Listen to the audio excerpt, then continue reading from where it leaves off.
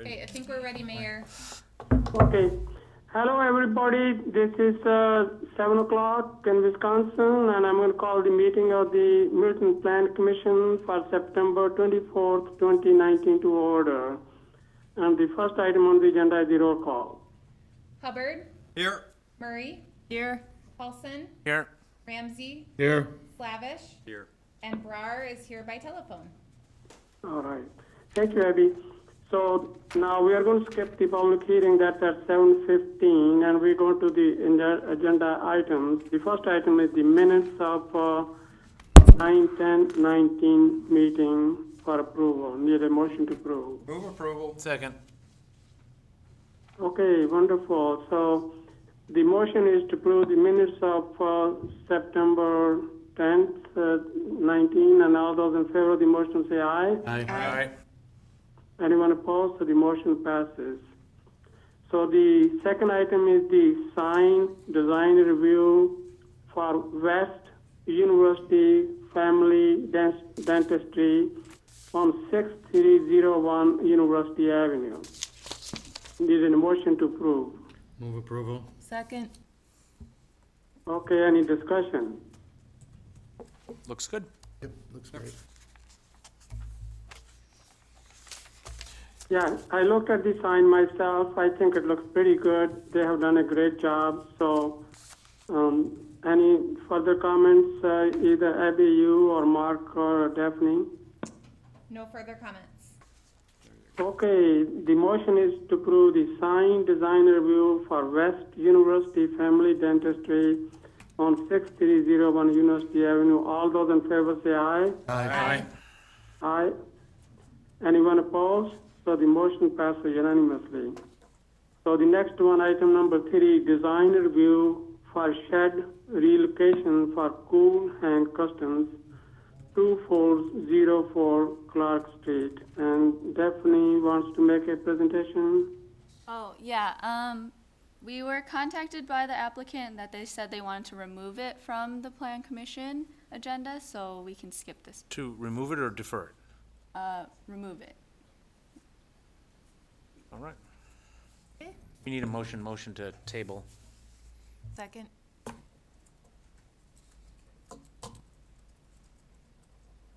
Okay, so we have a Okay. motion by Paulson to table and a second by Murray.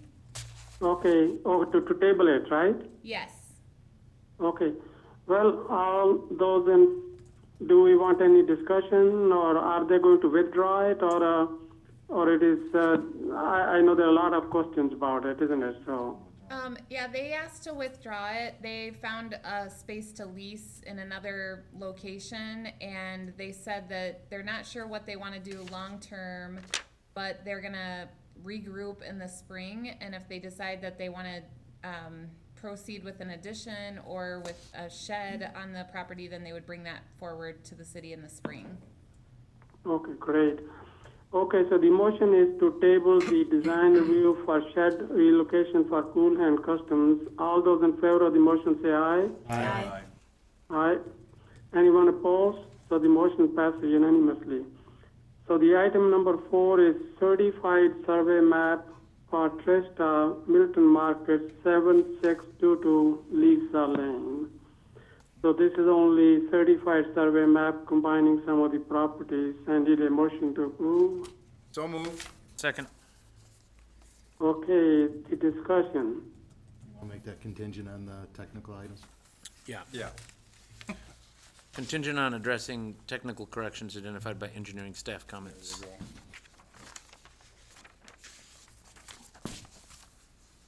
I would like to discuss the issue of the reservation of the potential street. Does that need to be shown on a CSM?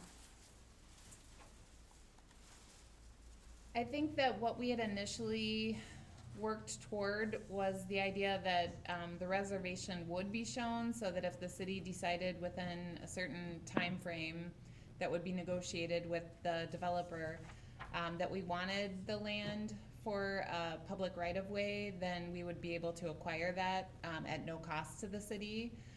What the developer is proposing now is simply not including it as a formal reservation, and this is supported by our own engineering staff. Okay. But instead, just, positioning the building so that if the city decides that they want that to be a street at some point in the future, that we would have the opportunity at that point. And if I remember the site plan for Trace, there's a road already through the middle, It's a Somewhat. It's a driveway. It's a driveway. Yes. or private streets. Okay. So And will that, also the easement, I think, on the north side, since even the Goban cars aren't keeping any, so we are not asking for that. At one time, we were thinking if we wanted a sidewalk or some road in the future, so I think that probably looks okay. Because I think the Tresta is actually, they're keeping 10-foot wide path there on the north side or something like that, right? Oh, you mean along the north side, where we wanted the street to eventually curve to the west, like between the two properties? Is that what you're referring to? I think so, yeah, that's true. So I think since Goban car isn't keeping any, so we can't really expect them to, so Yeah, that and sounds okay to me, so. really, in terms of the reservation, where we really were advocating for it at a staff level was the north-south drive. Oh, yeah. To Yeah. align with Jacob Klein, the gap between Jacob Klein's properties to the south, which are Meadow Ridge and Oak Ridge. If we proceed with this CSM as shown without the formal reservation, that would be following the same process that we used with Jacob, where we didn't have a formal reservation and an agreement with Jacob, but instead he just positioned his buildings so that it would be feasible for us to put in a public street in the future at some point. Okay. So any further discussion? so if the developer, is the developer okay with, if the city elects to pursue that at some point in the future, that would be at no cost to the city? Or, I think that would be a future negotiation. I don't think that, I mean, we don't have anything that would formalize that it would be at no cost to the city, so unless we have that somehow in an agreement, then I'm guessing that would be a negotiation in the future. So that was not in the developer's agreement for the TIF? No, it was not in the developer's agreement. The only place we had it was in the SIP approval. It was listed as a contingency, that there would be a future reservation of land. And we did consult with Larry Beckler last year when we were working on the staff recommendations for this, and he said the way to make this happen, if the city doesn't want to acquire the right-of-way at a cost at some point in the future, would be a reservation.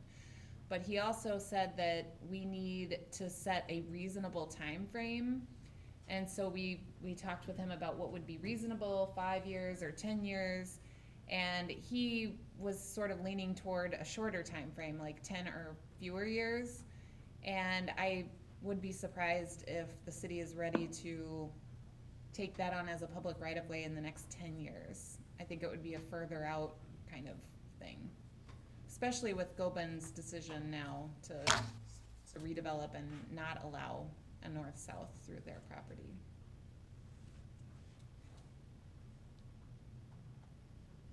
I mean, if planning and engineering staff are okay with it, then I guess it works. I would agree.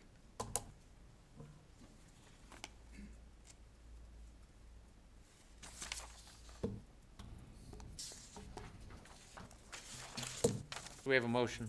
We have a motion and we have a second Yeah. to approve Okay, so contingent although then there's no further discussion, right? So I thought there was a question. So all those in favor of the motion to approve the certified survey map for Trista Middleton Market 762 to Lisa Lane, say aye. Aye. Anyone opposed? So the motion passes unanimously. So we can't, it's not 7:15, so it's 7:11, so we can go to the, skip one item and go to the next one. So we are going to go to item number 6. It is the concept review for preliminary site study for Middleton Senior Living, Tribeca Drive. So Abby, you're going to talk about it? Sure. Well, the most recent agenda item that you had pertaining to Tribeca was the initial request for an amendment to the Tribeca GIP, and we had a long discussion about that at the June 25th, I think, Plan Commission meeting. And the applicant, we've met with the applicant twice since that meeting. We do have a submittal in hand for a revised GIP, a full submittal now, and that will come forward to the next meeting. What is being proposed at this meeting is a concept review for a development within Tribeca, and it's the Middleton Senior Living Development. I outlined some of our staff's concerns, both with the land use and also the site plan. We felt that it was a little suburban in nature, but I think that the applicant is here and can do a better job presenting the proposal. And I believe that they have a PowerPoint presentation too, which unfortunately Mayor Brar will not be able to see. Well, I would just assume, well, I base my judgment on what I have read. So, so ask them to make a PowerPoint presentation, so. Okay? Brad, Brad you Hutter have to is use here. the microphone for the recording. Remove it from the. Yep. You can do full Oprah style if you want. Or even Beyonce style if you want. I'm not sure if I'm capable of Oprah or Beyonce style, but I'll do my best. Good evening, Mayor. This is Bradley Hutter, as you know, President of Mid Commercial Real Estate Commissioners. I'm actually presenting before the TUCA proposal itself, because I thought it was probably appropriate for the commissioners to see what the actual landowner at this time plans related to the GIP amendment and what our overall plan is for the Tribeca site. The TUCA proposal is the first of a series of dominoes, I guess is a good way to explain it, that we're intending to move forward with in order to very possibly have the entirety of the site redeveloped within the next 3 years, taking into account construction as well. A significant amount of work beginning next spring. The first step for us as the landowners in working with Abby and staff is to simply submit a new SIP for just the road. We were here in June and we apparently just disconnected on how to present that, the appropriate way to present that, because we had been working with staff and we had met with pretty much all of staff in discussing how to move forward with the connection of Tribeca Drive. One of the things that we continued to deal with as we made proposals and responded to RFPs and were rainmaking and trying to bring in development was the ongoing issue that Tribeca Drive isn't yet completed. And without confirmation by us, some sort of finality related to that, we found that people looking to invest a substantial amount of time and dollars into something at Tribeca weren't comfortable moving forward unless they knew that there was some permanence in that. So really the most important thing that we're really doing right now as the landowners at Tribeca is simply working with the city to implement, design a new SIP that would simply amend the current right-of-way in order to adjust the road very slightly. The prior GIP general plan had diagonal parking along a great deal of the road. We don't think that that's conducive to pedestrian, bike. Since we're not looking to have as much retail, we're focusing more on office and so forth, to simply remove that diagonal parking. And then, of course, work with the city on whatever type of interchange connection works best, whether that ultimately is a roundabout or a traditional intersection with some turn lanes. We're open to either. We just want to work with the city seamlessly on that. But because there were cross sections included for the road in the initial GIP that was approved, we were told by Veerbecker that it was appropriate for us to actually submit an SIP to adjust that. So we're trying to just follow the right way.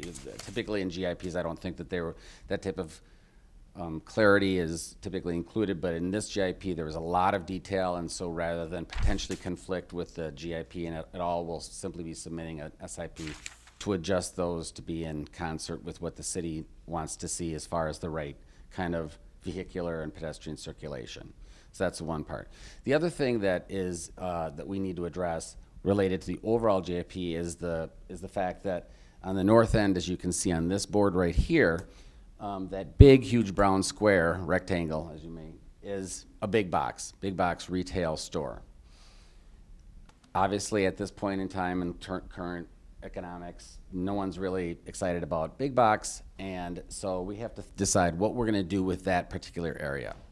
I just want to make clear that no other portions of the GIP are going to be will be amended by any future SIP submittals. It's our intention to, this portion has already been developed right here. This will be a permissive application for an SIP. The remainder of this will continue to be commercial with a focus on office use, biotech, and hotel, which is what's already included in that stretch. So a way to look at this, just to calm any concerns that might have arisen in June, which was inadvertent on our part, we'll take the responsibility, is to let you know that no other portion of this is intended to be amended at all for the GIP. Only the minor issues related to making sure we adjust the road appropriately so it doesn't conflict with the GIP itself, and addressing what is happening up here where the big box previously was. Can I ask? Questions? Yeah. Daphne, on the screen, to use the mouse to kind of repeat the Oh. pointing to the area for the audience of which, so he's showing that everything other than the big brown box retail, you're gonna conform with the GIP. Correct. Except And for the- the road and the intersection. Except for the road and the intersection. And that yellow squarish area west of Parliament or south of Tribeca is shown currently for retail with some residential? That's, I believe that it was introduced as a mixed-use residential with the potential for some retail on ground floor. Okay. It's our intention that it would be, right now we're fielding multiple offers that would likely be workforce housing, which is critically important considering what we're looking at doing in the rest of the land.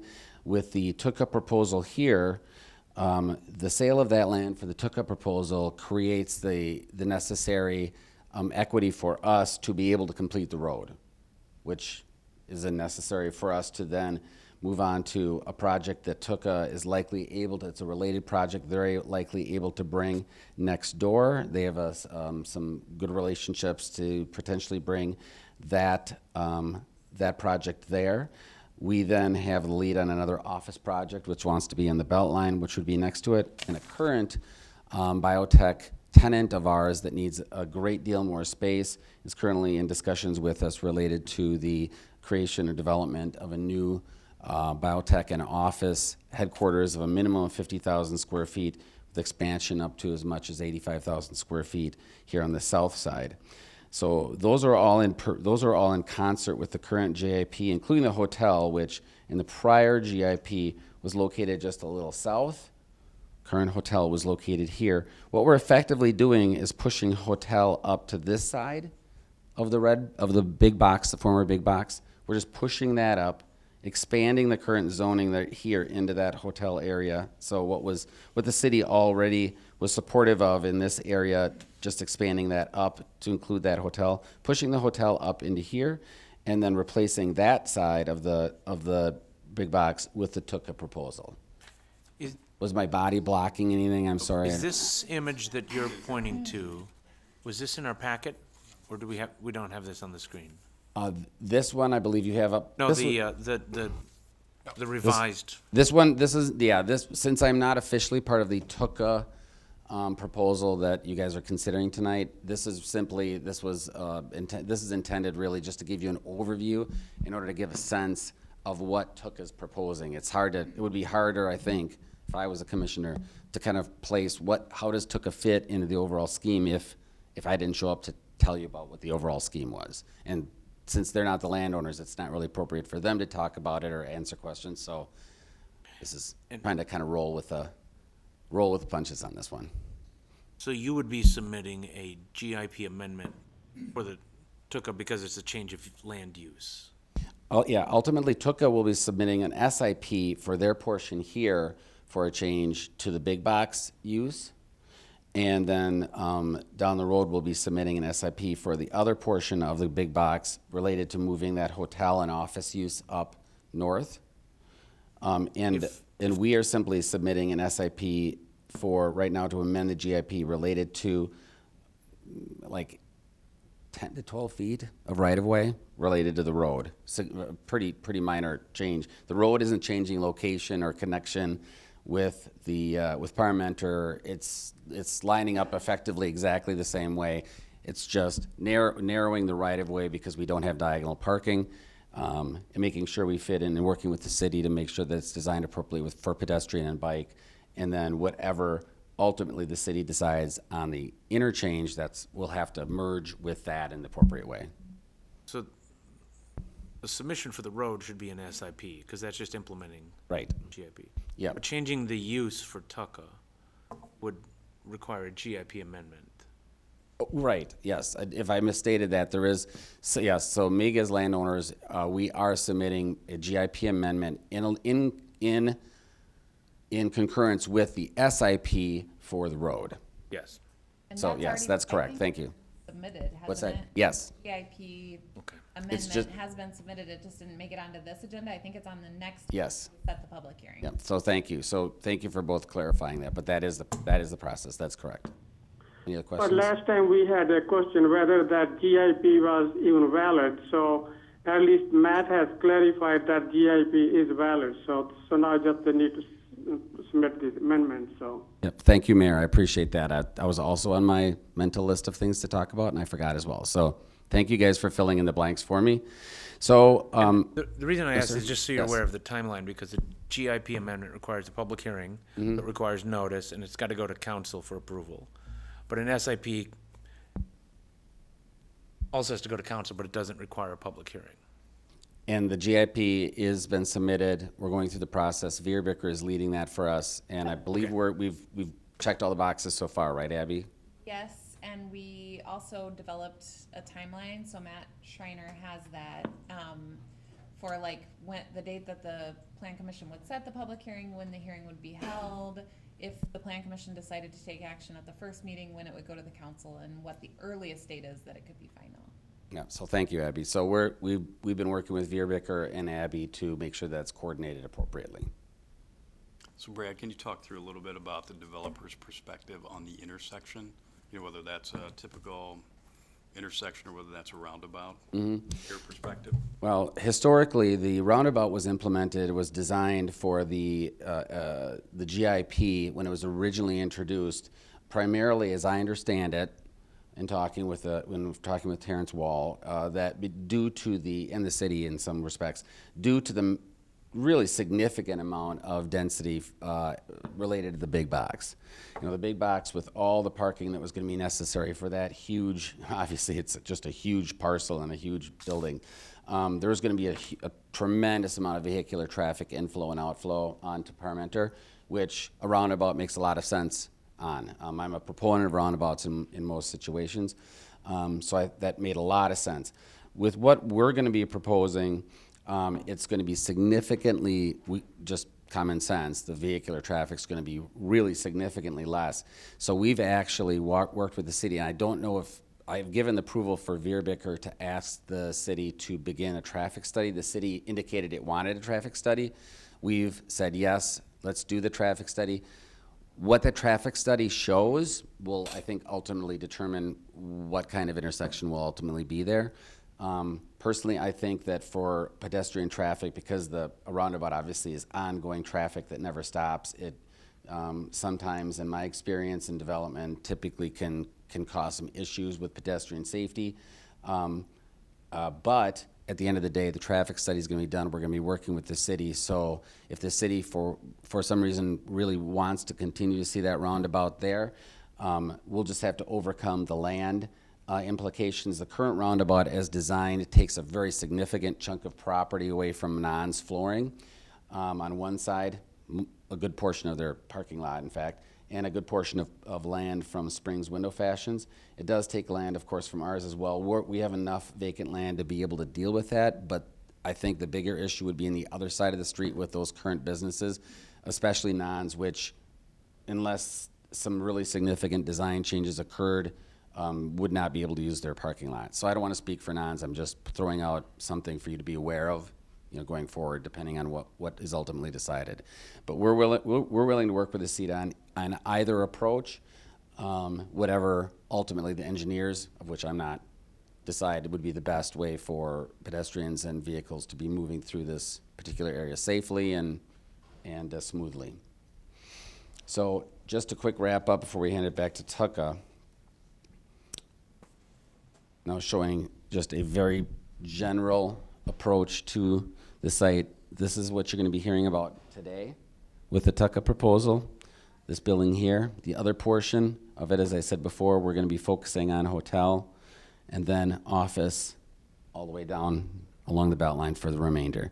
We do have offers on the table right now for workforce housing here. We're working with Tucka on their proposal here. We're looking forward to receiving an offer here. We have serious interest in office here, and we're currently working on the development of office there. So if everything falls in place, Tribeca might actually get completely developed within the next 2 years, which would be exciting. So we're looking forward to working with the Planning Commission and with the city on making that happen in an efficient and appropriate way and bringing that tax base and those jobs to Middleton. So if any of you have any questions, I'd be happy to answer them. Yeah, I have one question. That is that I'm sure you did your market analysis and you think that there's a demand for senior housing there. I know the population is aging and there seems to be a need, but I don't know how you looked at the Madison market and Middleton. We got the heritage housing, then there are a couple of other units, and so you feel that there is a need for it, right? Yeah, a couple of things that come into play there. First, for the last 2 years, we've been soliciting primarily office type uses, pure commercial uses there. MIG is almost exclusively an office developer. We have a few retail properties, but 93% of our portfolio is Class A or Class B office. That's what we'd like to do. We just simply, with the current state of Parmenter and the lack of the interchange, we're really unable to get any significant interest going on that side of the street. And then along the Beltline, where we did have interest, they weren't willing to move forward unless we connected the road. We did receive a lot of offers on land along Parmenter, but for the last 2 years, if we didn't feel that they fit within what the city's kind of visual view and economic view of the land would be, we've been turning them down. Rather than just go forward with something and see what's stuck, we waited until, honestly, until the Tucka proposal came in, that we really felt strongly that this was a great use here and generated that kind of forward momentum with these other projects that would ultimately kind of build out Tribeca. With the location of this senior development here, I think that helps bring the Meritor project along. I've been talking with Kevin Snitchler from Meritor Unity Point about this. Of course, that's a great advantage for this location here for them. I'm sure they're going to be talking about that. But one of the things that we really wanted to see here was something at least 3 stories, something that had some massing that would feel solid along Parmenter, that would really give it a feel that that there was something really significant happening there, along with a contemporaneous development of the workforce housing just to the south. Parmenter Street, effectively, as you drive up Parmenter Street, Tribeca will feel completely built out from that side of the street and give a nice gateway opening to the rest of the office and commercial uses that will then be developed after the curve, so to speak, along the Beltline.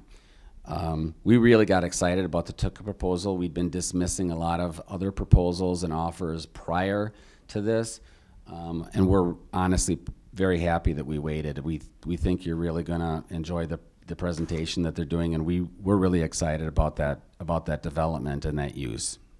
Also, just to point out that I think it's City of Middleton in the past, they can speak to it, but the City of Middleton in the past has designated housing developments like this for senior and memory care as a business. Is that correct?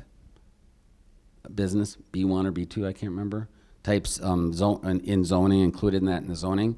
So we actually note that on our little format here as a business commercial usage rather than a residential, because that's what we understand that it's been included in zoning in the past.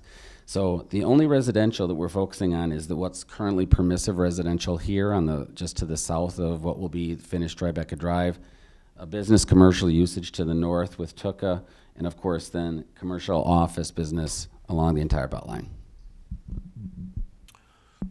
I have a question. Certainly. There is a portion of the site plan, Springton Drive, which we've talked about, the city vacating. One item I think that could be looked at relative to the work you're doing here, and seeing if there would be a way to connect that to some of the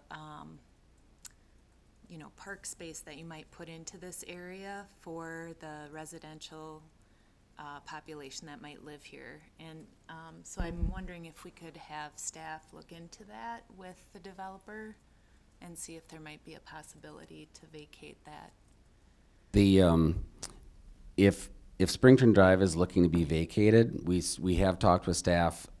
It's been a while ago. But we've talked to staff about us acquiring that potentially as a private road. That drive is pretty critical related to the hotel and any use that would go in there for access. Otherwise, you're going to have truck traffic, significant amount of truck traffic on this main Tribeca Drive road. I do want to point out when it comes to park areas, if you look at the difference between the first and the second design, the initial GIP versus the amount of land being used here, there's a lot more green space in our design than the initial one, the initial GIP that was approved. There's a lot less density and ability to create a lot more green space. Some of you that know some of the work that we've done in the past and are familiar with us, we do love green space. Our Landmark Oaks project, we carved almost an entire acre out of the center of the commercial site instead of doing parking to save 3 bicentennial oaks. Did all the work by hand. So, we do our best to save the trees and create as much green space as possible. And that's one of the things about this development I like, as you'll see, is that it isn't just a huge, massive commercial building pushed up to the road. It's got a lot of circulation and a lot of green space that I personally think transitions really nicely from the more municipal commercial Parmenter corridor as you move out to the outskirts of the city, and still has a good, strong business commercial presence without being too massive and kind of like waiting on the end of that particular development, like a big box would have been. Thoughts? So you're saying that if there's a hotel as shown in I think the pink on that, or the peach color, or the yellow? Yellow. That you need access off Springton Drive for that. It would certainly help. We wouldn't need access for Springton for the hotel, and I'll let these guys respond to whether they would need access for Tuca. Just with our experience the last 25 years of development at MIG, having a secondary access point is critical, pretty critical for circulation. It's also really helpful for emergency vehicles. Yeah, I was going to say the fire department might want a second road to a hotel. Yeah, if Springton Drive is taken out, there's it'll be almost for sure a requirement that a road then is put in right next to where Springton used to be as a frontage road to go around for emergency vehicles, fire, and so forth. So you'd be vacating one and then being required to put in another. So it might not make sense, but we'll work with the city, because we have talked with the city about, hey, would you want to vacate that, make it private? What could we do to work on whatever plans you have? So we're flexible and fluid with that, but we wouldn't want to have it go away and then just have to put another one back in. So Okay, with that, I will thank you for your time very much and turn it over to Tuka for their official proposal, okay?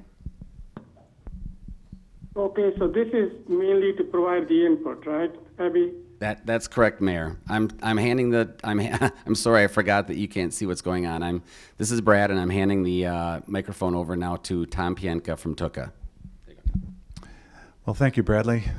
Thank you for letting us present our preliminary ideas and thoughts behind our senior housing project here tonight. And I welcome your feedback to only make it better. So before getting into that, I would like to take a moment and tell you about who Tuka Properties is. That's all right, I get it all the time.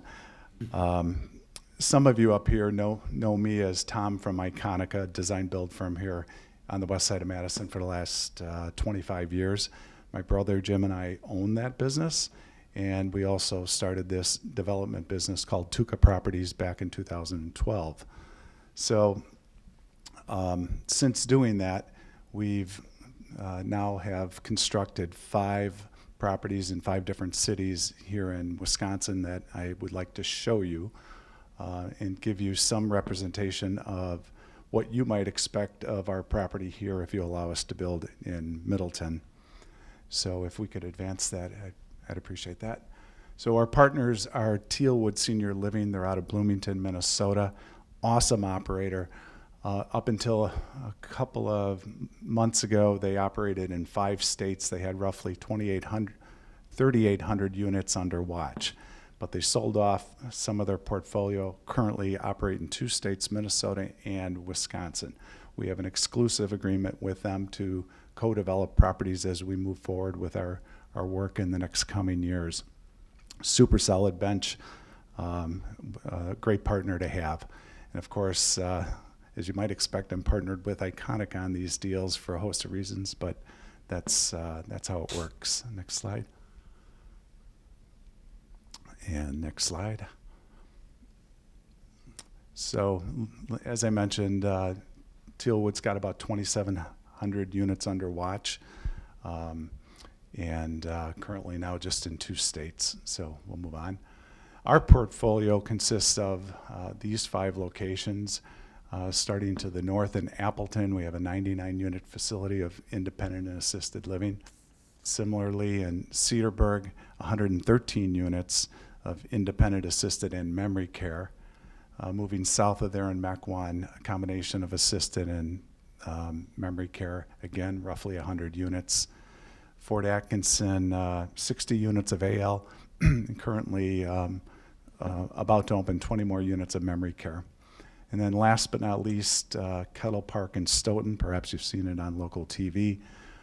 We just opened the facility last week, and I would encourage you at some point, if you can, come out and see it. It is absolutely gorgeous, and by way of example, let me walk you through some of these images. So, Mayor, to address your question about demand studies, we go about it very strategically. It starts with an initial demand assessment. We had it done for the state of Wisconsin. We narrowed it down to our top 10 cities. Our number 1 city or area is Dane County, and we're very bullish on Dane County and are going to pursue that in the coming years.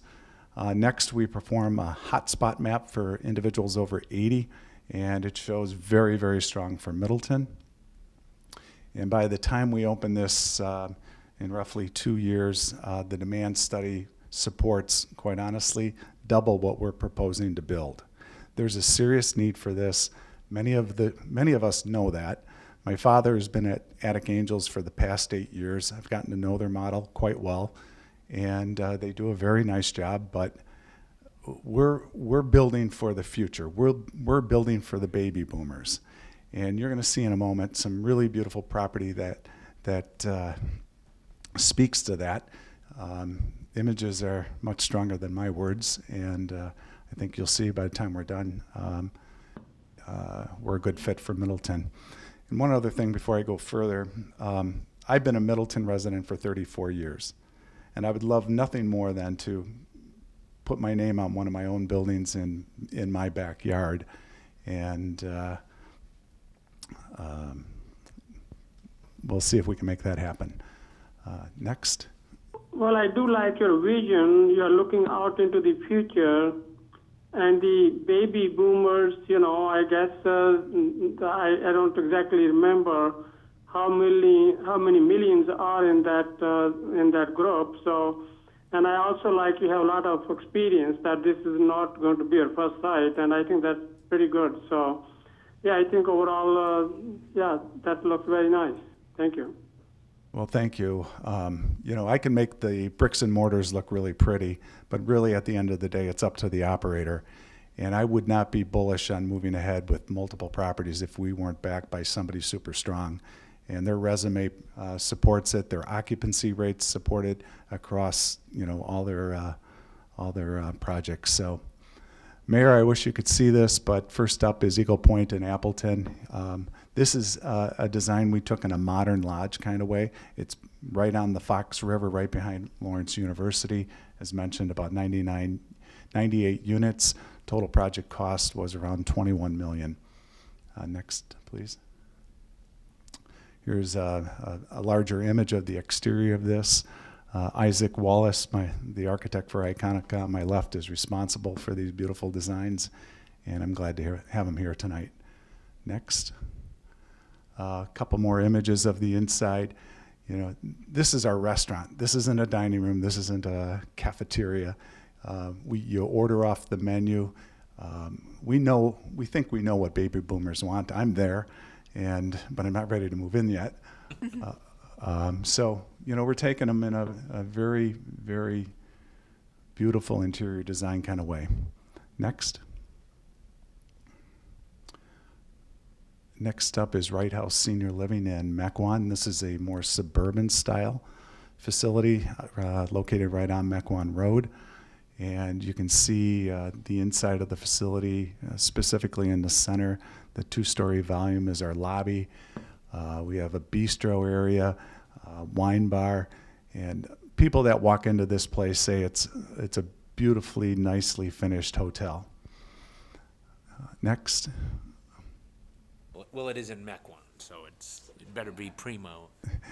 Exactly. So again, a few more images of the inside here, dining and whatnot. This is our memory care facility across the parking lot in Mequon. This is where we first got started. And then a few more images. You can keep going. Then Cedarburg, we have Hamilton House. We took this in a farmstead kind of way because it's in a local community, it's in a rural community on the west side of Cedarburg. If you've been there before, it's cute, it's quaint.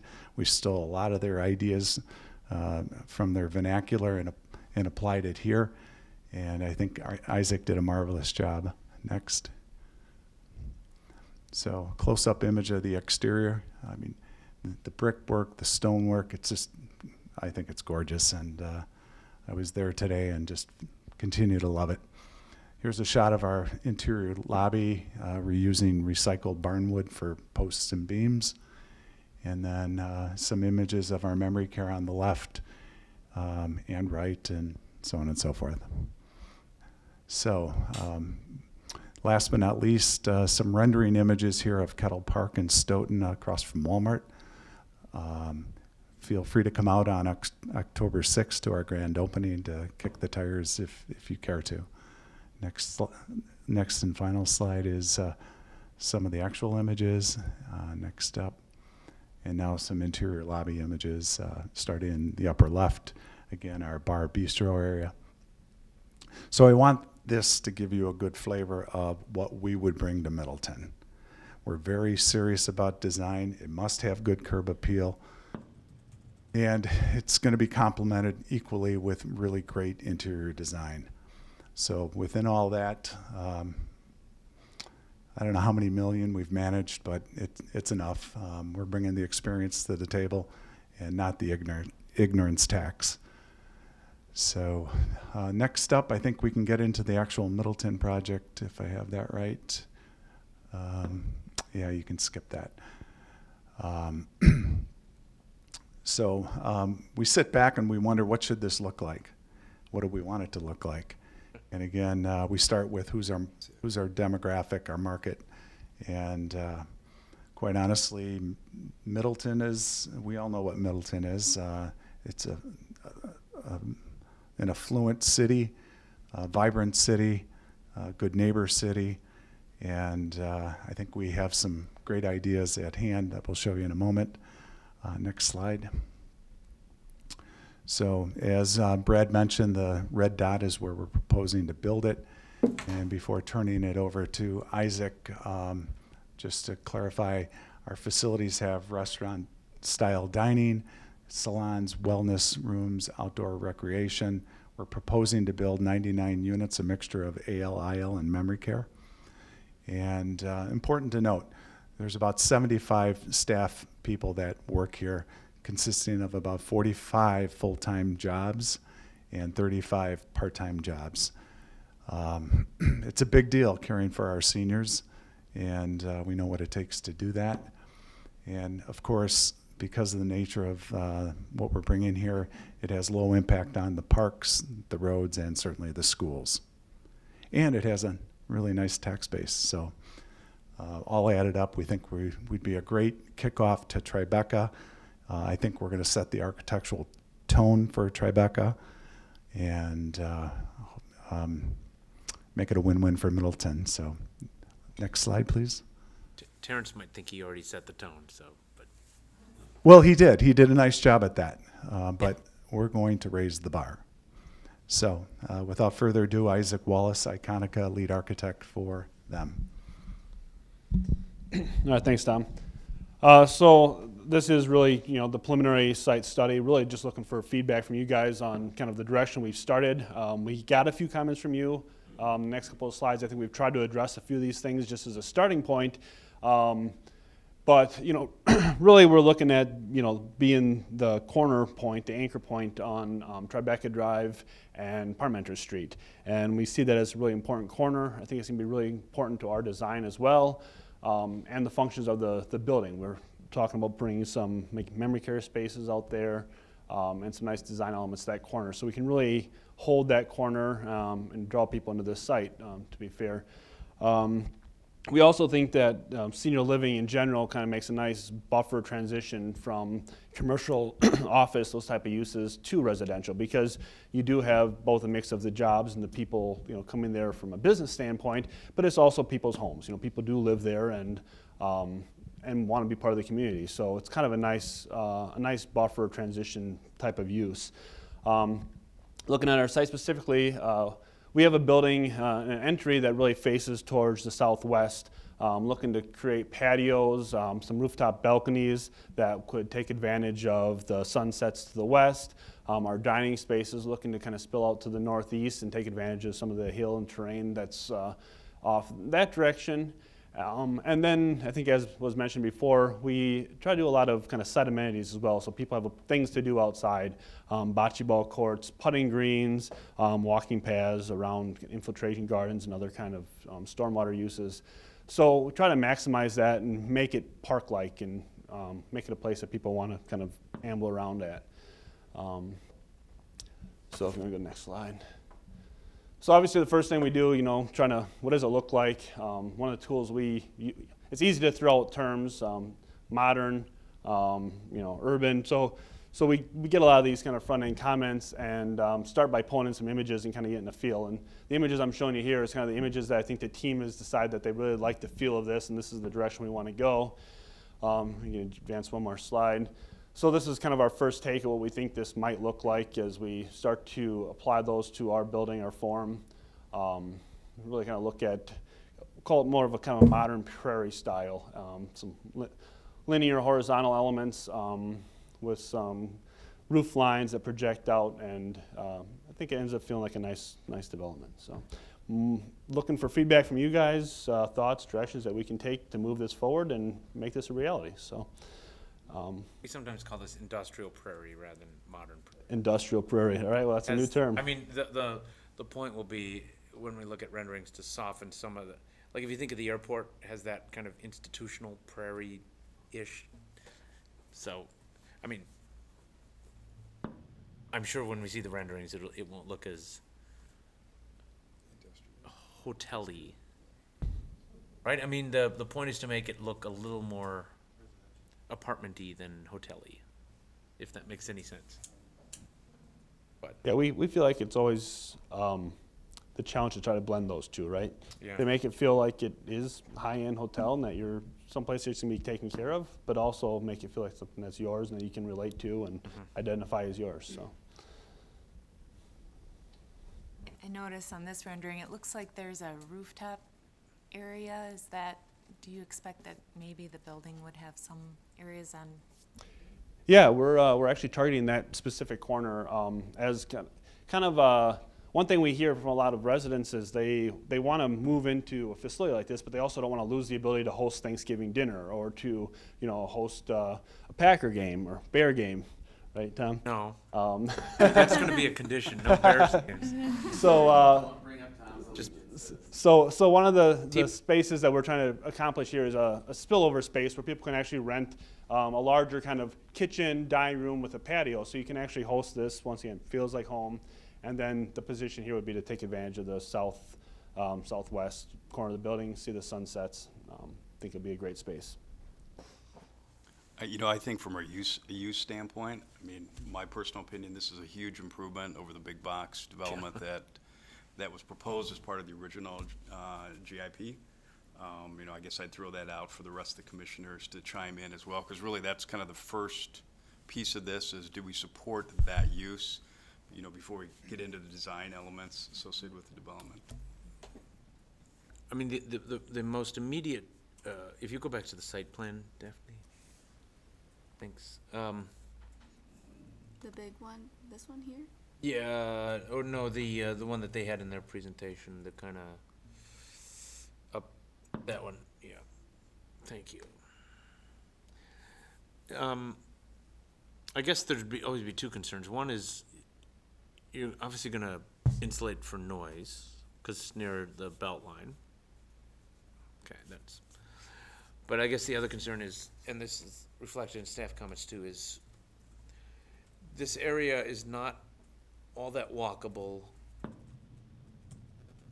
and the closest public transportation is not within walking distance for seniors.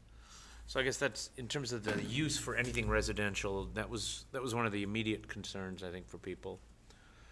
But I think there could be, and I saw on one of your previous slides, most of these senior facilities have either a shuttle bus or paratransit.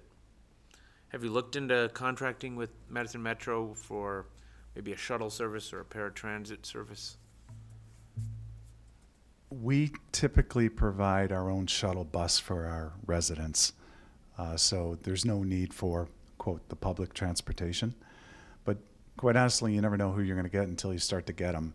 So some buildings end up being very independent to begin with, but often they can go the other way too and be assisted. So many of them don't drive, or many of them shouldn't drive, as we know. And so we do have one community in particular in Fort Atkinson where the residents are they like to get up and walk. They want to be able to walk on the sidewalks, and they're just going. And good for them. That's what we want. That's why we're there, to give them the opportunity to get out and keep moving and stay healthy. So I would love to see, a stoplight at this intersection versus a roundabout, so people can get over to the pond and take advantage of those beautiful paths that are back there. Mm-hmm. That's why we located it here, right. Versus over by the Beltline to the west. It's really for walkability, and until something gets started, I don't know what's going to happen to the south, but Brad assures us, and we're going to help them figure it out and make it as livable community as we can.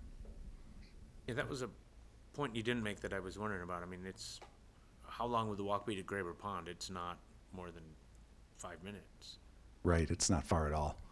So I could see our residents, a number of them using it. So Yeah, I think it's a great proposal over the big box, and I think the orientation of the building is really good.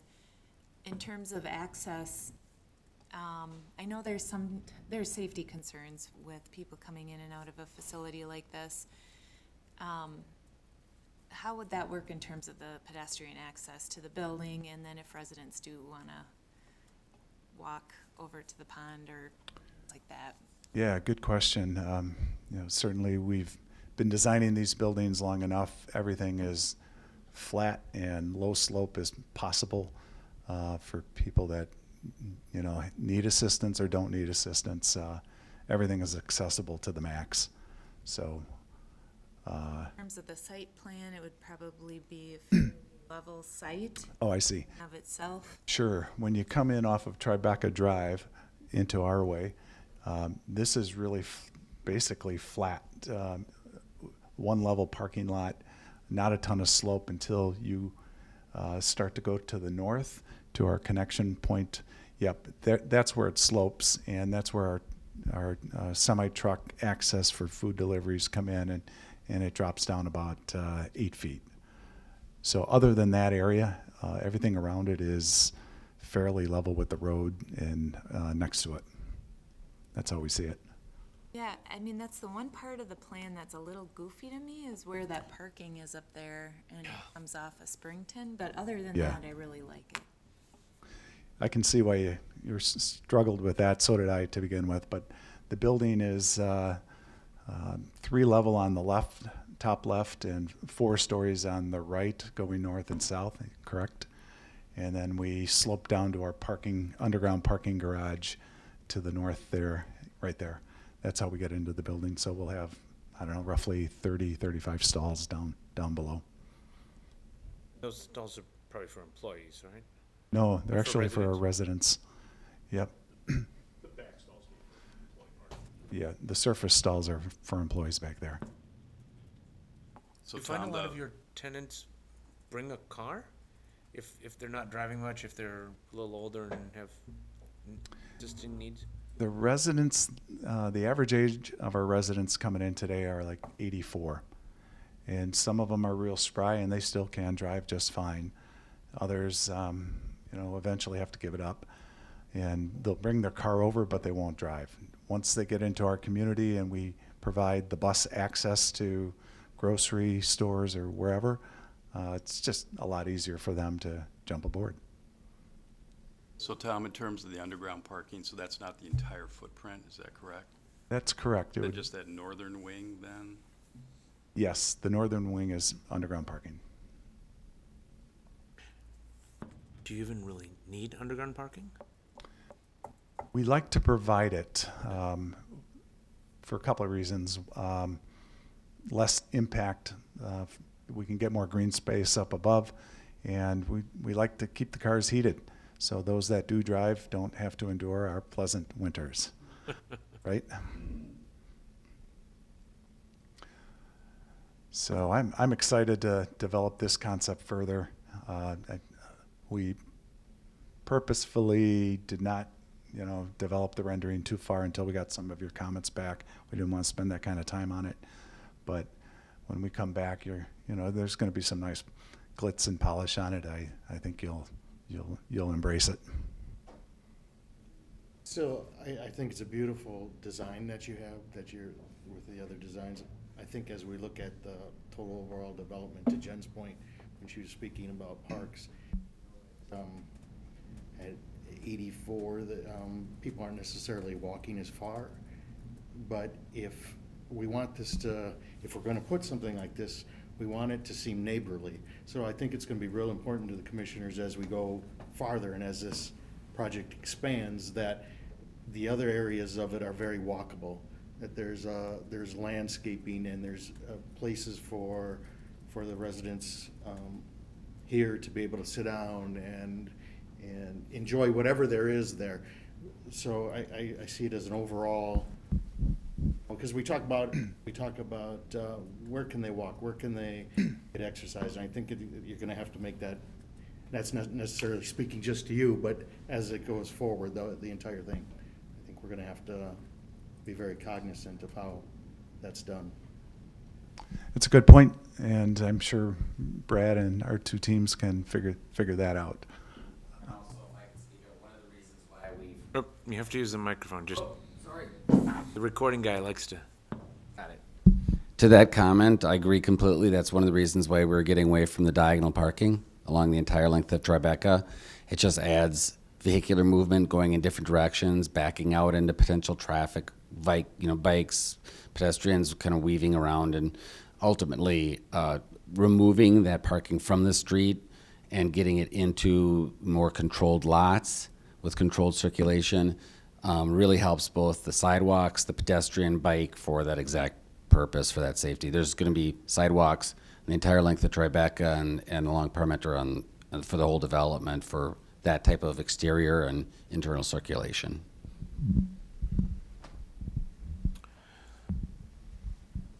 So another question is, are you going to be asking for TIF for this project?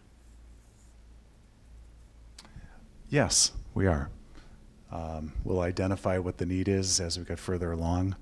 The cost of the land is high, very high. It's the most expensive land we've had to pay for, including MEC 1. And the residential fees also are really high. And as we discovered that with Brad, we've determined the overall cost of that is significant, and the fact that we don't use the schools, we don't use the roads, we would like some consideration given to that, and we'll pull that together in our next package and address that further then. And this is TID 5, which, if I recall, was established primarily for Tribeca. I mean, that was the generator. Correct. So we'd like to kickstart the development with something that's going to set the tone. We love this location by way of its views off to the northeast and southwest. We think we're a good fit for the Middleton area, and I'd like to put my stamp on it. So thanks for listening. Thanks for the feedback tonight, and I'm hoping we'll move this forward the next time. Can I just follow up on Jen's point? I think, could you try to find a way to design it where those parking spaces on the northwest side, that those are somehow moved or tucked in? I don't know how you would want to do it, if you even need all those spaces. I mean, since it is a PDD, we're known for being not requiring a whole lot of spaces, especially we're not worried about residents parking on the street because there's no street to park on, and intruding into a residential neighborhood because it's not residential. So Yeah, I mean, anything you can do to reduce the number of stalls and then have more green space would. sure. So historically speaking, we try to aim for one space per unit. It does vary a lot. You know, as Tom said, if you have people that don't need cars, then that goes down dramatically. However, you also don't want to lose people because Right. there's no place to put a car. That being said, you know, I think when we look at the landscaping and everything for this part of the site, I think those spaces will all but disappear. That whole back, I mean, that's really going to be the utility kind of service side of our building. That's where we have to have, like, as Tom mentioned, trucks deliver food once a week, you know, staff parking, that kind of stuff.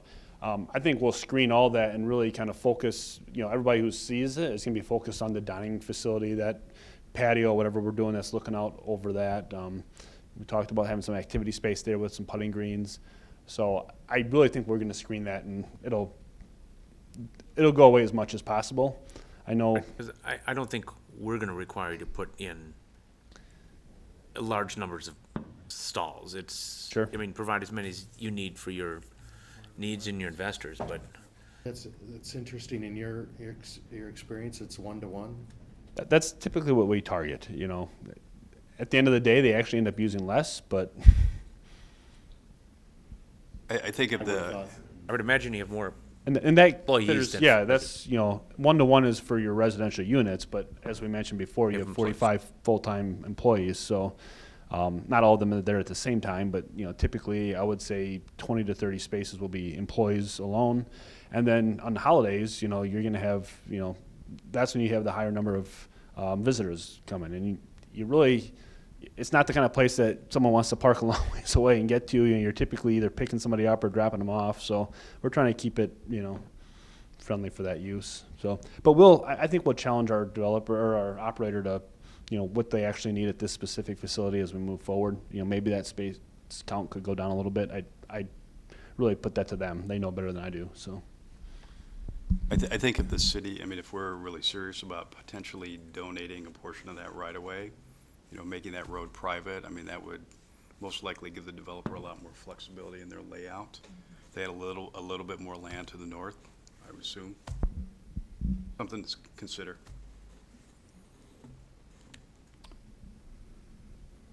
Well, terrific. Any other questions? Hearing none, thank you again. Mayor, thank you for your time. I look forward to your comments after you see the PowerPoint presentation from Abby. So thank you. Daphne, do you want to save that on?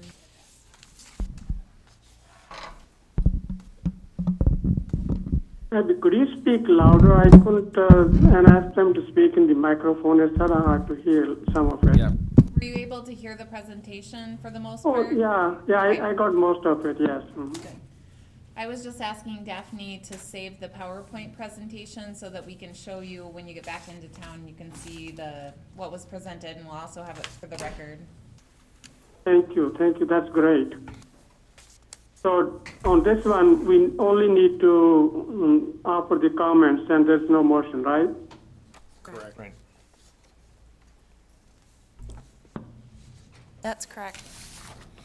And it sounded like there's a consensus that the land use definitely is appropriate and fits the area. It's the little design issues we talked about that's really is the only concern.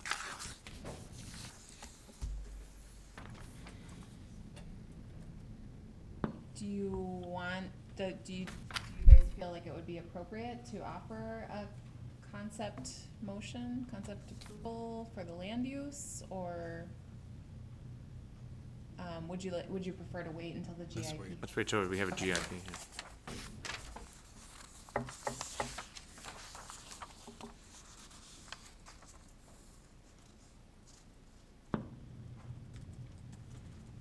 Well, they're moving forward to prepare the GIP, right? Yes, in fact, it's been submitted, so Okay. we'll set the public hearing at the next. Okay. So Abby, you were thinking, and I think I heard the Kurt was thinking too, that there are some issues in terms of land use, that it's pedestrian walking and the availability of transport and some of those issues, right? I think there was some discussion about pedestrian connections, in particular along Parmenter Street, because there are not sidewalks yet, and also what the intersection of Parmenter and Tribeca Drive Extended looks like. And there was a preference from the developer to go with a four-way intersection rather than a roundabout, because they thought that it would be easier for pedestrians to cross over to get to Graber Pond. And then the transit question, I think, was pretty well answered by the developer, because although bus service is about a half a mile away, I think the closest stop is at Parmenter and Century Avenue. Yeah. They actually provide their own transit services for their development. I forgot what you called it. You called it a shuttle service, right? Okay. They offer a shuttle service for their residents.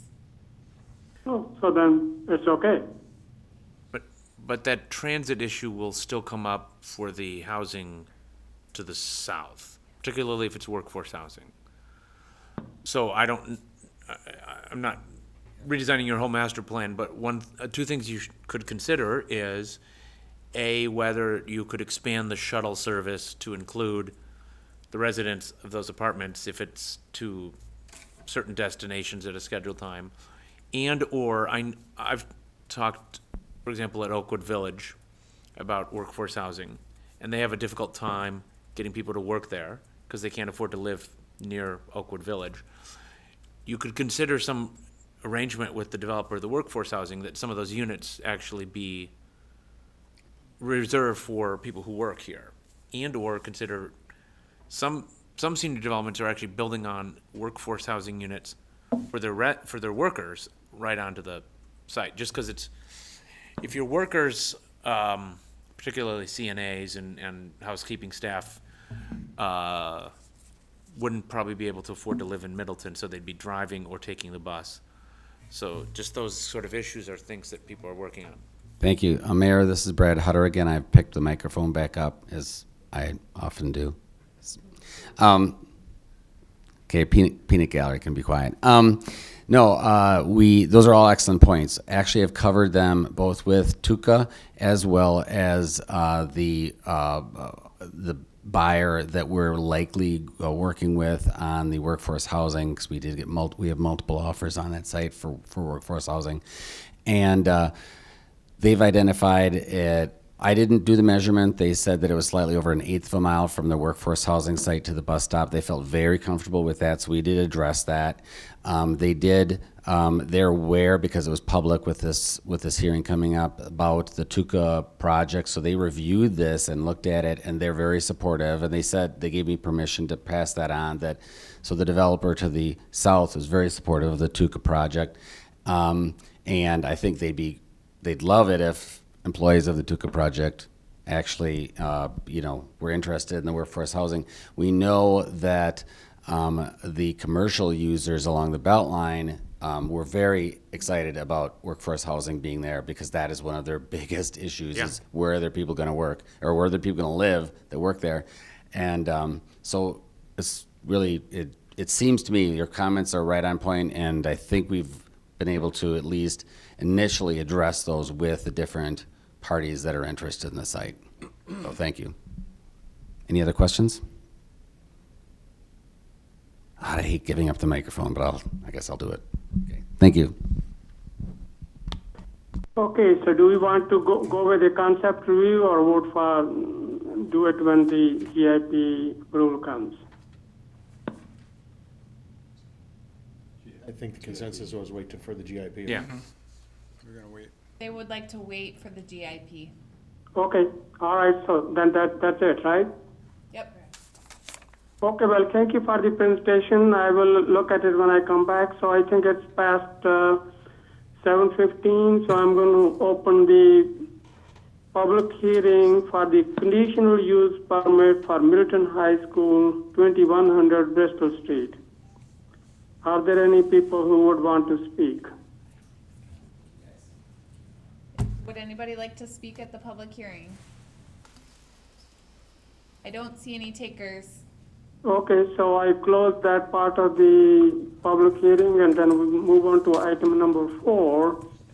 This is the conditional use permit and design review for Middleton High School, 2100 Bristol Street. So we start with a motion to Well, and your recommendation. just let the minutes reflect that we're really going to continue the public hearing until October 22nd.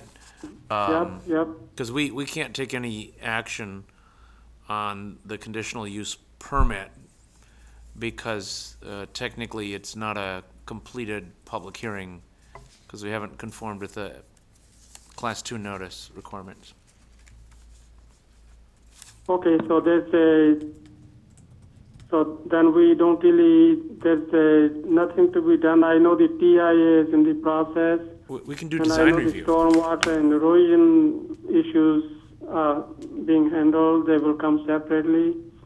And they are asking for a waiver of the escrow.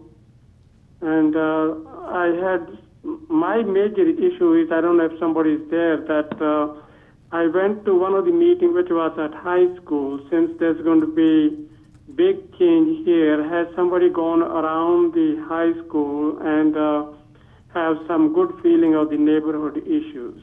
That's my biggest concern here. So I think it's good that people should be, listened to. And I know that they had that one meeting. I don't know if there was a more than one meeting, but that is my only concern. So Mayor, I'm gonna ask, so since we do design review, and since it was on the agenda for a conditional use permit, I think it'd be good to see the presentation from the architects.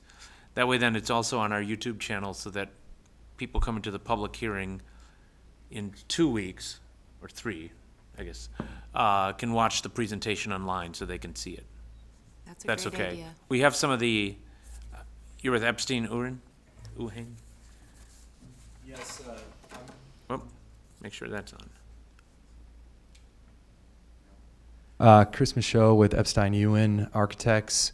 Also with me, Bill with the district, and Brian with Veerbecker. So we in essence don't have a formal PowerPoint presentation, obviously, like the previous group had for this. We just came here because we knew that there might be some discussion or questions about things occurring at the high school site with related to the site. Brian's here to answer any questions in regard to that. Anything that the school might need to answer. We have Bill on any design-related items. I can answer for you as well. And I know there were a couple areas you We wanted had to- this before us for a concept review That's a correct. couple weeks ago, right? It was probably 6 maybe or 8 weeks ago or something like that. We just came in. I believe, Abby, you had just come on, and one of my colleagues, Jeremy, came in to do a concept review just to give an introduction to what was going to be happening. So, and to the mayor's point, we did have an informational meeting at the high school. I presented along with Perry, the communications persons for the high school, and there were a number of residents from the area that showed up and asked questions. It was a good turnout, and it was very positive. And for that meeting, I got a hanger on my door. I live right across from the high school, so I'm guessing you probably did Yep. leaflet the neighborhood and let people know about the meeting. Yeah. And is there, can they see this proposal and other renderings on the school district website? Or is there a way you could provide a informational link for people to submit comments? I'm sure a link can be provided. I believe that there's some information up on the website currently, because I know it was presented to the board. But we can follow up with that and make sure that's posted. So Abby, I didn't quite hear the answer. Did they go in the neighborhood and inform what is that the city code is? They're supposed to do it within 200 or 500 feet, or what is the ordinance? So our ordinance for conditional use, our practice is we go 250 feet from the property. And we will do that mailer for the October 22nd public hearing. But in addition, they have also, they also went around the neighborhood, and I don't know the extents of how far from the property, but they did go around and they put invitations out for residents to come to the meeting, the public meeting that they had at the Middleton High School, where they shared information about the project. Okay, all right, thank you. That's good. So what, the only concerns from the neighbors are gonna be on phase 2, right? Because phase 1, the new construction on the north side, is largely taking up what's currently athletic fields and parking lots. Mainly parking lot. The athletic fields, there's a little practice field that gets That in. practice field, and they have coached there many times. And so then the neighbors to the northwest is the Clark Street Community School. Yep. And the only other possible concern is the design as it interfaces with Fireman's Park on that side. So the issue becomes only really on the phase 2, where you're actually altering the traffic pattern but you're pulling the building footprint Yeah. further north, so away from the Yes. houses So- on North Street. Correct. The building on the south is drastically reduced. Since we've finally gotten the floor plan locked in, I want to do a takeoff, but it's quite possible that the footprint of the building after it's completed is smaller than the existing high school now. It's very close. So we're not gaining footprint, and most of the new footprint, as you said, is on the north end of the building. So south end, as you see down here, the majority of that area that's being highlighted with the mouse is where the current high school is. Right. 2/3 of that is going to be turned into public, well, not public, it's the school district's green space. The stuff directly south of It's- that new parking lot. Correct, that's white space, that's where the existing building is, and there's some The whole thing is north. trees and stuff which wrap around. Yeah, north is to the right on the drawings. It's a pet peeve of mine, but it fit well on the sheet, so. And then there's the new parking and bus drop-off at the south, which is within the footprint of the existing building and the existing parking lot. I know this is a dumb question. It's okay. Is there any way to shrink that parking lot and reestablish North Avenue as a through street? That was discussed with the district early on, and it was very clear that the district does not want that street to go through. Okay. It's For safety and access reasons. It's safety, primarily safety. Yeah. I mean, that becomes a thoroughfare then, Yeah. and there will be kids that go to that green space throughout the course of the day, similar to what they do now. And So I have a question that this is on the south side. You are sort of connecting that North Avenue. Do you expect through traffic there? Where the bus pickup zone cuts through from Bristol Street and then connects up with the intersection of North and Middleton Street, that bus traffic drop-off is a one-way direction. So the buses enter off of Bristol and they'll exit onto North Avenue or Bristol Street.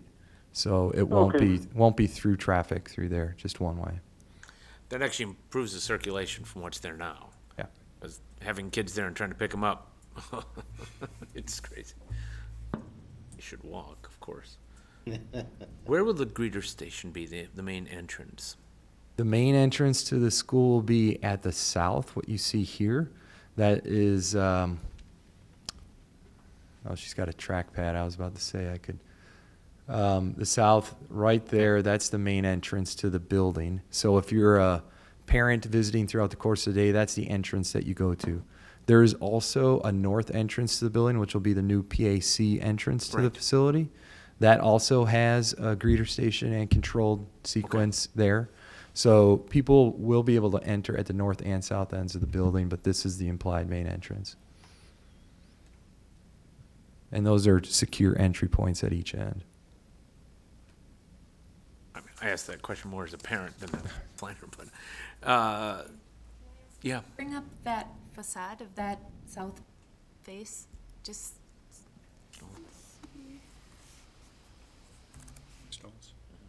Want like the rendering or just the elevation? whatever. The rendering will is probably easiest. be easiest to understand. Yeah. There you go. Okay, so where the flag is where, That's where the main entrance is. So that road is only a bus road, That's correct. much like the current, They have a double lane bus stack which goes through Yeah. there and visitor parking at that location. Well, there's a couple other spots in there. I mean, that facade is a tremendous improvement from the current view. Thank you. Because the current view is all brick, 1980s, yeah. What about I'm asking as a resident of the neighborhood and not as a staff member, but the existing mature trees that are in the courtyard to the south of the building along Franklin, will those trees? Yep. And that's indicated on the plans you'll see. There may be, I think, close to the building, maybe a couple smaller. I don't think any of them were super large, but there might be a couple right next to the building that would have to go down. But the ones along the perimeter are slated to stay. I have two questions. I don't know if this is the right time. One is that I looked at your all those pictures or renderings, and the brown color doesn't matter what building is. It makes it look very beautiful. Now the question which I have is what is the longevity of that material, and what is the how long the color would stay that way? Because that what when you look at your rendering, that's what really stands out, and that's one question I will ask you one little bit later. So, what is that material, and how long the color is expected to last? On which side, Mayor? Oh, all around. Wherever you have actually it's more pronounced on your, it will be east side where there's but your brown color is on the top layer is all around. So, sort of it looks like brown. It may be, I don't know, you may call it different colors. So, The terracotta-ish, or I guess it's sienna, or it's like a brownish orange. That is a metal panel. It's a single skin metal panel. The paint that they do nowadays is completely different than the paint that they used to do on metal panels. So it's got a decent shelf life on it. I can't tell you off the top of my head what the warranty is, but they're typically 10 to 20 years for the product warranty.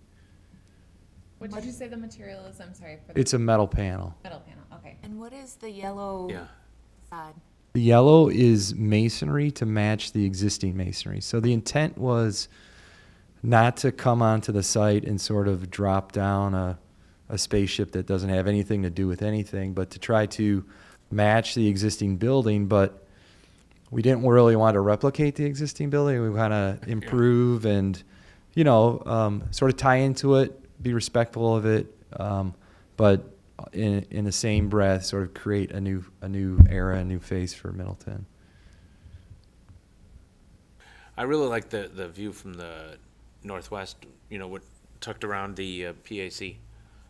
I think that'll be, but that boxy portion that jumps up right on the east side of on the right side of this drawing.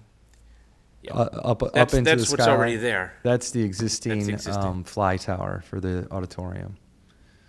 So we did look at trying to, reclad that or something, but Eat up a bit. there's some steep budget priorities that we need to take into account first before we do something like that.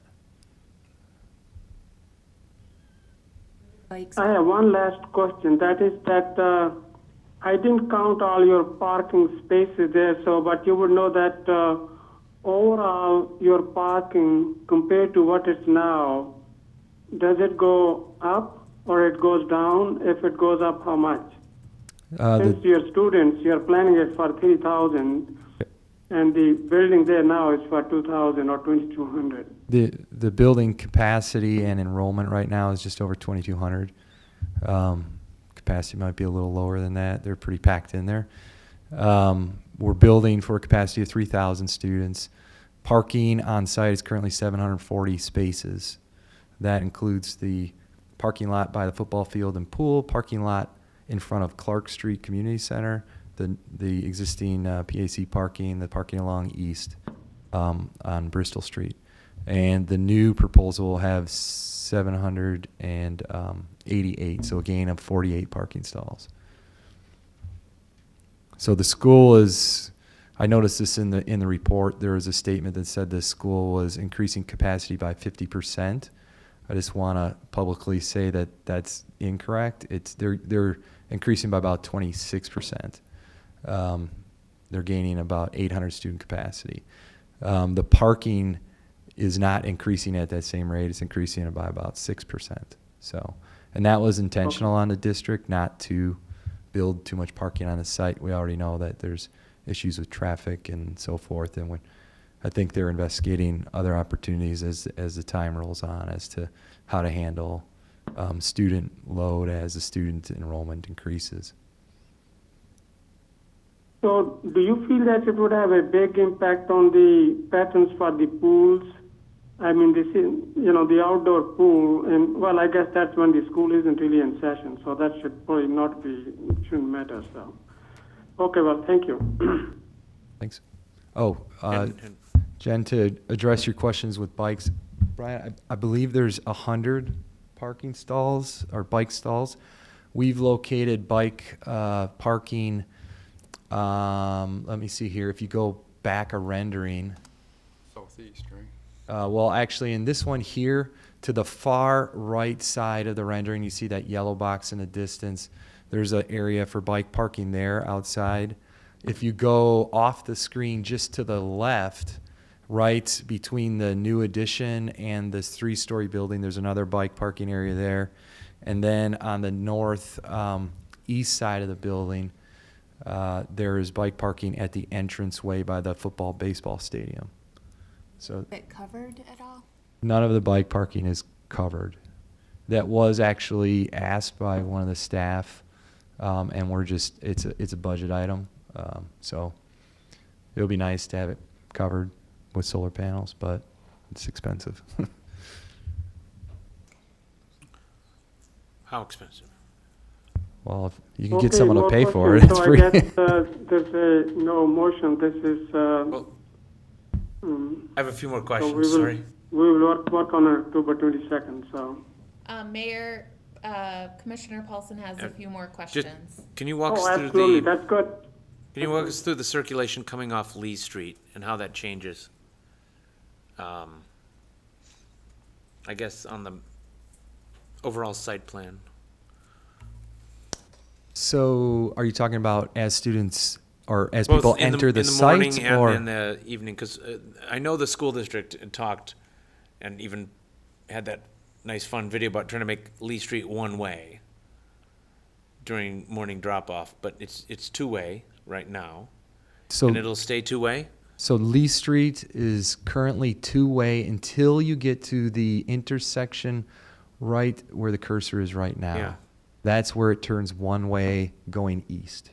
So if you come in from the west, you can drive through straight through and drop off. If you are coming in from the east, the road is 2-way until you get to that triangular split about center field of the baseball diamond, so a little bit Oh, lower. it will become that. It'll become split at that point. Okay. So you can enter that from both sides. Okay. And then anyone approaching from the east will drive along the north side and then loop down and get into the queue line. So have you considered that a lot of people are going to come from the north, turn right on Lee Street to drop their kids off at the front door, and there's not really a drop-off designated area? That make sense? No, I'm trying to follow. If they're coming from the north, so if they're east of the building, Or they're coming from the east of the building, sorry. yes. So if they're coming from the east, they can enter that curved road, continue going west until they get to a point that the district dictates as a logical place to cut down through the parking lot, and then enter Lee Street and come double back around and drop off along the curve. The intent is no double drop off. We don't want parents dropping The off. intent Yeah, now is I no know. double drop-off. I understand And, parents. Well, you know. I understand that it occurs at all capacities at high schools. Yeah. That's not gonna work. That's gonna cause some problems. Because you're still gonna get a lot of parents coming from the east.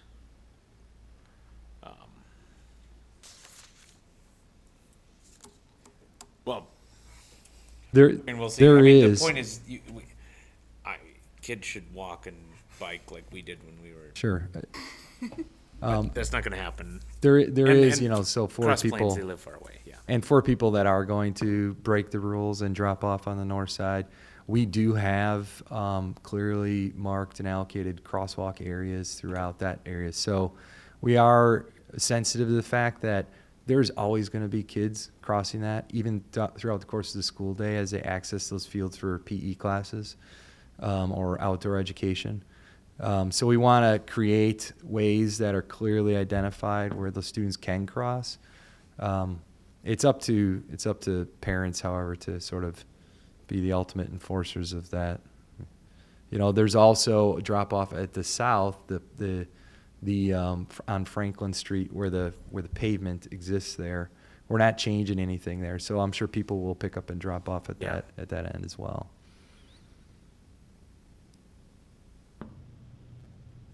And is it on the very top right corner of this design, that connection to Clark Street will be there? It will remain. So if there is one-way traffic going westbound, they could exit out onto Clark Street up there. Is that correct? Correct. Yep.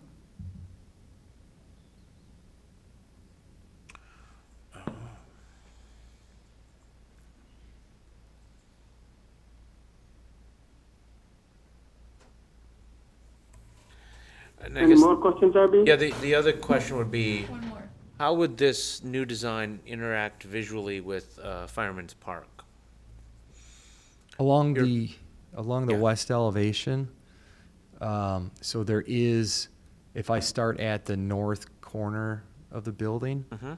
that's where the existing where the new Yep. music suite is being added. Right. So there'll be a big band space there, and we're dressing up that facade. So as you enter the site on Lee Street, there'll be a nice elevation. There's some windows. There'll be some building signage there, a palette of materials.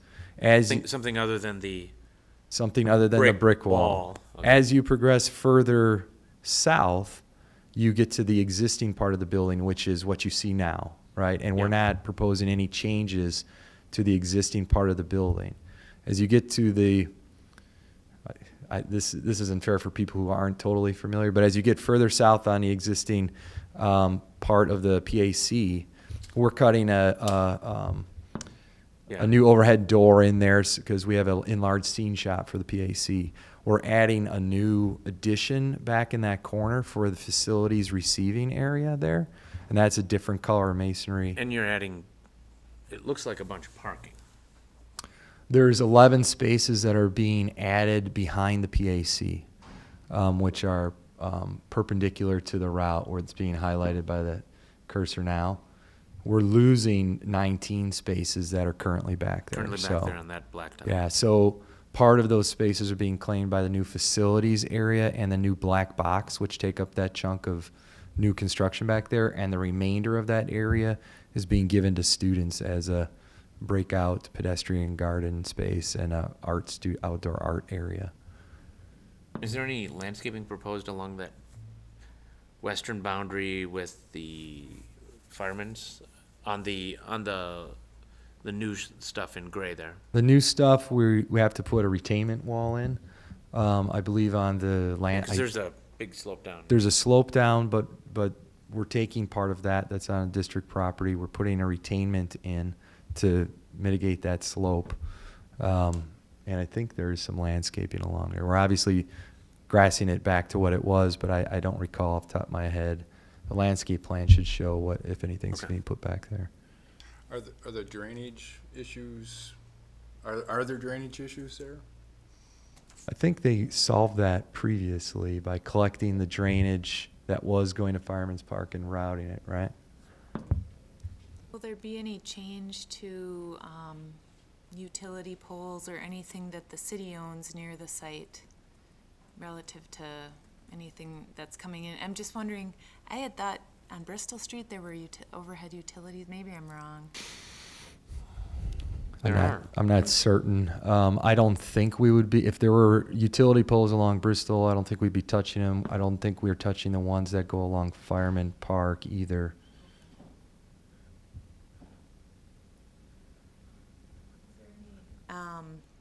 This might be an odd question, but is there any cameras or anything that will be outside of the school?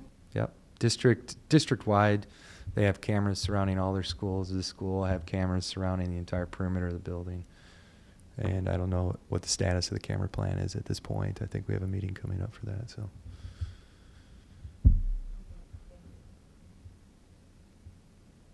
Any more questions, Abby? Any more questions? Nope. I think the architecture looks good. The circulation and traffic will be challenging.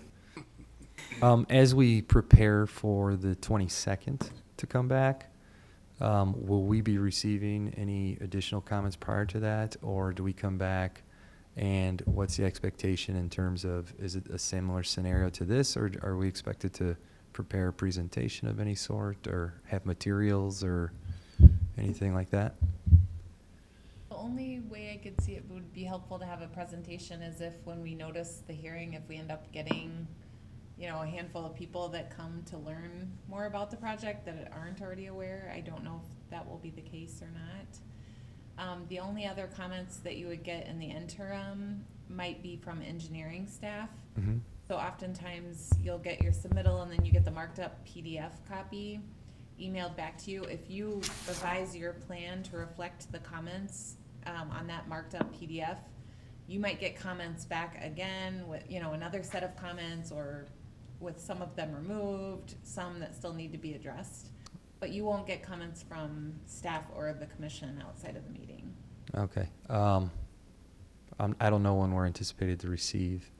I haven't received any comments yet, so I don't know if we're.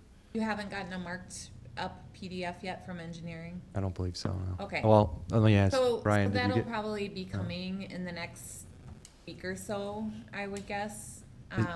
Is the intention to have that picked up before the 22nd, or is that something which is conditional after that? For the most part, it can usually be conditional, unless there are major policy Sure, yeah. considerations. Usually the comments that you're gonna get from the engineering department are gonna be like more technical in nature. Yep.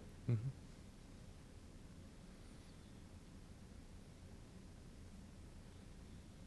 All right. And Okay, well, thank you. So Thanks, everyone. we move on to the next item, right? Yes. Yes.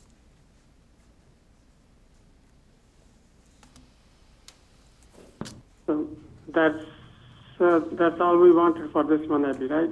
Correct. Okay, so item number 7 is the comprehensive plan, overall vision, values, and goals by section. That's Daphne, right? Yes. We have presented, I think you've seen a couple of these previously, but the last major direction that we got from the Plan Commission was that you wanted us to put forth an overall vision, as well as the primary goals for each chapter. And as we were developing this, we didn't feel like we could encompass everything we wanted to say within the vision statement, and so we looked at other comprehensive plans from around the state, and we kind of liked the approach of setting forth community values in addition to the vision statement. Daphne has laid out a handout here, and included one additional goal that we didn't have in your packet. We worked with our new sustainability coordinator, Kelly, on the goal for the Green City section. The Green City part would cover natural resources as well as agricultural resources in the city and our sustainability initiatives. So we've kind of combined that into one chapter. And Daphne had an idea for how we might be able to use Facebook to get some initial feedback for these. And do you want to talk about that, Daphne? Yeah, sure. So I created this little flyer thing, which we can first post on the city Facebook page, just so people realize that we're still going through the comprehensive plan updates, and then also throughout the following week we could do little polls on Facebook, and we'll just post here's the city of Middleton's vision, and then give them options yes, I agree, or I don't know, and then no, I don't agree, or something. And then also in the comment section they can type what they think, and then also react to the post as well. So that's just a way that we can get some public input on these visions or the visions and the values that we've come up with. And we could bring if you like the idea of using Facebook in this way for kind of an initial reaction, we can of course bring back all the information to you and let you know the feedback that we received. Yeah, I think that'd be a real quick way to get the word out about what these goals are and get some quick reaction from people. I think it's a great idea. I would agree. So I have one question for Kurt and the others. I don't know if it's a good time to ask, it's hard to tell, but, we covered everything. Our 40% of the budget goes to public safety. And I wonder if that part of this should be covered here or not. So I think Kurt does it for a living. Maybe he would have some thoughts or not. But, knowing that nearly half our budget goes in public safety, and that's very important part. So anything which we do to increase public safety or one way or the other, should that be here or that should be just under different documents?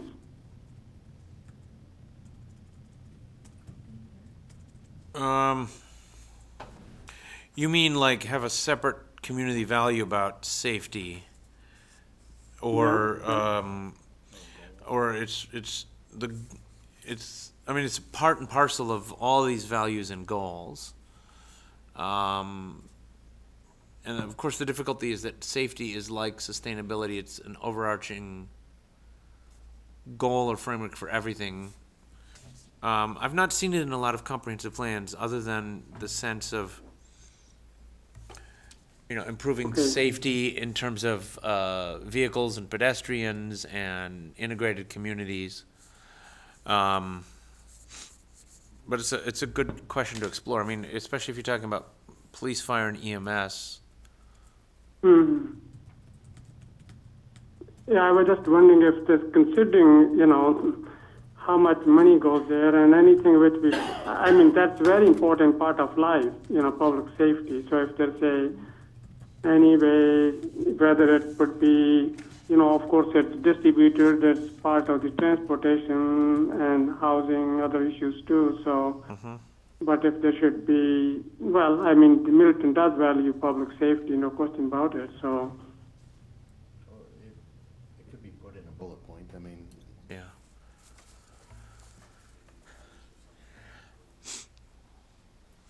but you're right, it's overarching pretty much everything, so I'm not. My question more is, if we're doing this Facebook kind of survey type thing, how long a period of time are we looking at to do that? So one of the things that we want to look at is, we've been at this project for a while. Yeah. We kind of want to get moving. So how long a survey are we thinking about, and? Oh, I was thinking that this would be like something we could put up on Facebook right away and then get you initial feedback at the very next meeting. Okay. I just think what we found is, when we did our initial 9 public input sessions, we got quite a few people to come out and share their thoughts. But then when we had the public hearing opportunities here, which were widely publicized in both of the papers, we didn't really get many takers. And I think it's because people didn't really have anything to react to at that point. Yeah. And so we were thinking, this is something more concrete that we could put before people and give them something to react to. Oh, it's a great idea. I agree with the idea. I'm just curious as to how long a period of time we were thinking about. Yeah, maybe we would run it for, I don't know, what do you think, Daphne, 4 or 5 days? And then bring back a report at the next one. You get most of your interactions in the first 2 or 3 days anyway. Yeah. Drops down, people don't see it. And also you start for 4 or 5 days, and if you don't get enough, you can always extend it, so.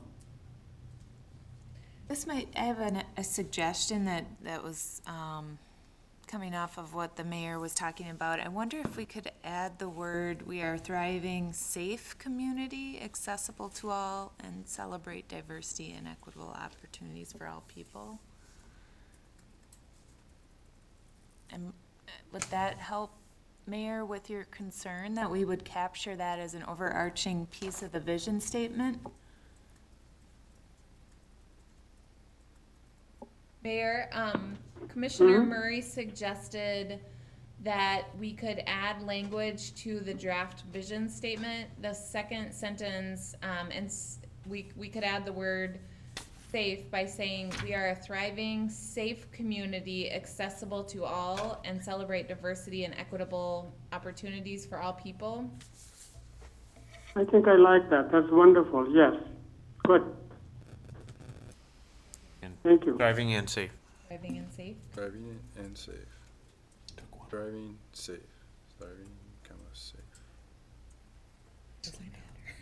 Whatever. Let's merge them. Yep.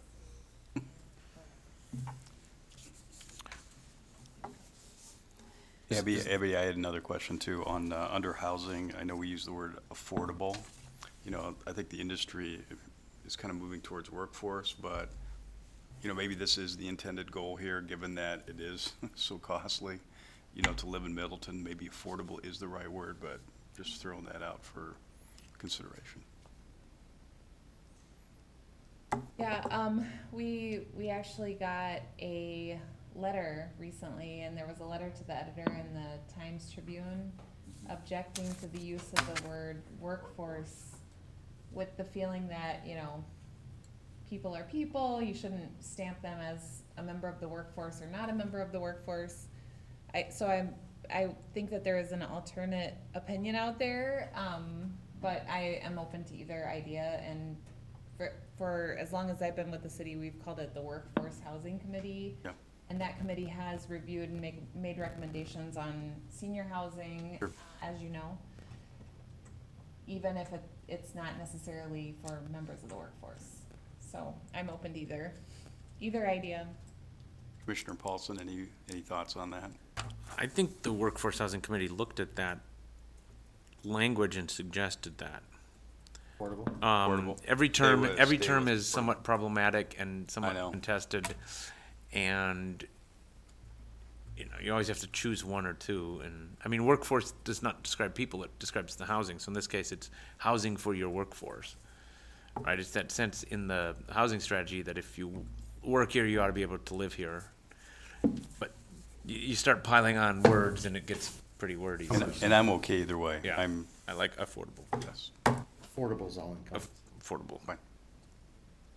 I was gonna suggest actually on the vision, could we add the word urban after sustainable, so it's a sustainable urban community? But sometimes the phrases on sustainability here suggest this kind of rural or suburban aesthetic, and I think we just want to emphasize urban is sustainable. Urban is the most sustainable, right? But Sustainable or a sustainable urban community.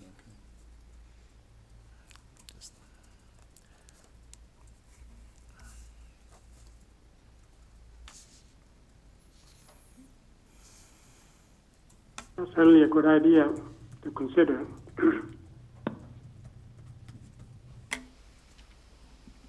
But we can keep adding words. At some point, don't you guys? That's okay. You're giving us good feedback that we can easily modify, so.